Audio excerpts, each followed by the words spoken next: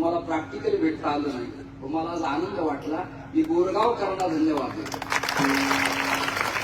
आता या माणसाला भेटणं येणाऱ्या काळात एवढं सोपं नाही. लक्षात घ्या, ही परमेश्वराची कृपा आहे, गणपतीची कृपा आहे. कुणाच्याही वंशात, कुणाच्याही घराण्यात, कुठल्याही समाजात एक व्यक्ती असा प्रणेता उदयाला येत असतो की त्याला दैवत ही उपाधी प्राप्त होत असते. सगळीकडे जन्माला सगळेच येतात आणि तेवढ्याच ताकदीनं लवकर जातात, पण कमी कालखंडात त्यांच्या प्रसिद्धीच्या आधीपासून त्यांची आंदोलनं गेल्या अनेक कालखंडापासून असायची.